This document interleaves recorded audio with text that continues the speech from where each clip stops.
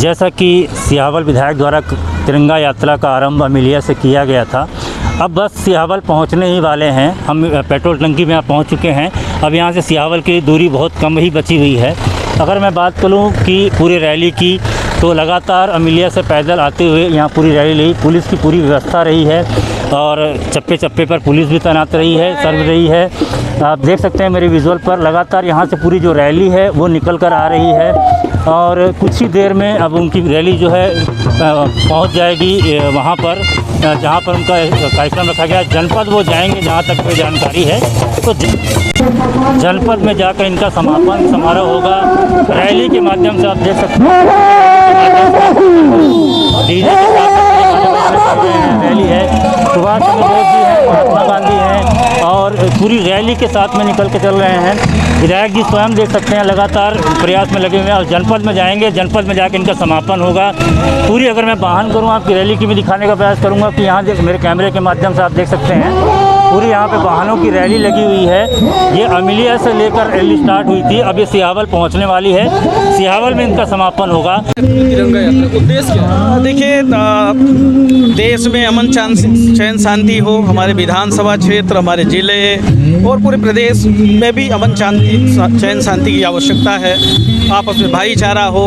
आज कल हमारी 75वीं वर्षगांठ है आज़ादी की। उसकी पूर्व संध्या पे हमने तिरंगा यात्रा निकाली है और हमारा यही उद्देश्य है कि आज जिस तरह से हमारे बीच में कुछ ताकतें काम कर रही हैं, जो हमारे देश को कमज़ोर करने का काम कर रही हैं, ये आज़ादी हमें बड़ी मुश्किल से मिली है। इस आज़ादी को संभाल के रखने की जिम्मेदारी प्रत्येक नागरिक की है और हम चाहते हैं कि हमारी जो नई पीढ़ी है उसको भी ये पता चले कि ये आज़ादी, ये स्वतंत्रता हमको कैसे मिली है, कैसे हमें संविधान मिला है, किस तरह हमें इसकी रक्षा करनी है और किस तरह से हमारी सीमा पे काम करने वाले जो सैनिक हैं कितने शहीद होते हैं, किस तरह से हमारे जो स्वतंत्रता संग्राम सेनानी थे कैसे हमें आज़ादी कितनी मुश्किलों में दिलवाई थी, कितने लोगों ने कुर्बानियाँ दी हैं।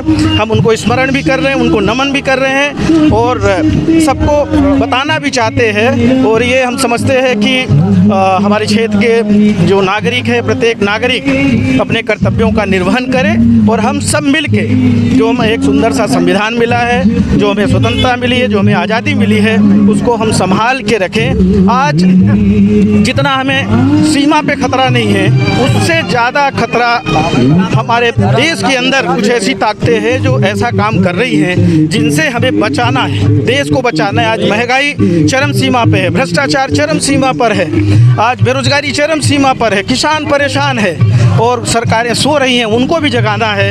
और हम समझते हैं कि हम सबकी ये जिम्मेदारी बनती है कि जहां अन्याय अत्याचार हो, कोई इस तरह की ताकतें सर उठाने की कोशिश करें, तो हमें हमारा नैतिक दायित्व बनता है कि हम सरकार को या संवैधानिक पदों पे जो लोग बैठे हैं उनको हम बताएं कि किस तरह से SC ST OBC के जो लोग हैं, सामान्य वर्ग के भी लोग हैं, कितनी परेशानी में है आज के टाइम में। हमें उनको सम्मान देने का और सरकार को जगाने के लिए भी इस तरह के आयोजन करने की आवश्यकता है। आज देखिए, बाकी सारे इवेंट हो रहे हैं पर देश की आज़ादी की 75वीं वर्षगांठ है कल। स्कूलों में कोई आयोजन नहीं हो रहा है, बाकी आयोजनों के लिए कोरोना गायब है। इवेंट मैनेजमेंट बराबर चल रहा है, खाद्यान्न वितरण के लिए इवेंट मैनेजमेंट हो रहा है, बाकी सारी चीज़ें हो रही है, पर देश की आज़ादी का जश्न मनाने के लिए सरकार के पास समय नहीं है। हमारी आज स्कूलों में ताला लगा हुआ है, कोई संवैधानिक व्यवस्था नहीं है। जो सर्कुलर जारी हुआ है उसमें सिर्फ फॉर्मेलिटी करना, 8 बजे के पहले झंडा वंदन करना है। तो कहीं ना कहीं समझ में आता है कि हमें जो ये मौका मिला है और कैसे मिला है, जिनका कोई योगदान नहीं है, आज वो हमें किस मोड़ सभा क्षेत्र, प्रदेश और देश के लोगों से यही चाहेंगे कि हम एक भाईचारा अपनाएं। हमारा सभी धर्मों की हमें रक्षा करनी चाहिए, सबका सम्मान करना चाहिए और जिन उद्देश्यों के लिए हमें आज़ादी मिली है, जो हमारी तरक्की हुई है, उस तरक्की पे जो पट्टा लगाने का काम, कमज़ोर करने की जो ताकतें काम कर रही हैं, उनसे हम सावधान हों। और ऐसी कुछ ताकतें काम कर रही हैं जो लगातार हमारी संवैधानिक व्यवस्था को तार तार करने का काम कर रही हैं। हमें सचेत रहने की आवश्यकता है। भैया संघर्ष का नाम आता है कमलेश्वर पटेल, क्या माने कब तक संघर्ष जारी रहेगा ये? देखिए, ये हम समझते हैं कि अगर हम राजनीति में हैं, समाज सेवा में हैं, तो हमारी नैतिक जिम्मेदारी बनती है कि हम समाज को एक अच्छी दिशा दें, लोगों को जोड़ के रखें, उनके सुख दुख में सहभागी बने, और कहीं उनकी कोई भी परेशानी होती है तो हम विपक्ष में हैं तो वो भी सरकार का कान खींचने का काम करेंगे, सरकार को जगाने का काम करेंगे। ये हमारी नैतिक जिम्मेदारी है। तो बने रहें। जिले से मैं राजू गुप्ता, कैमरामैन राज बहोर के साथ।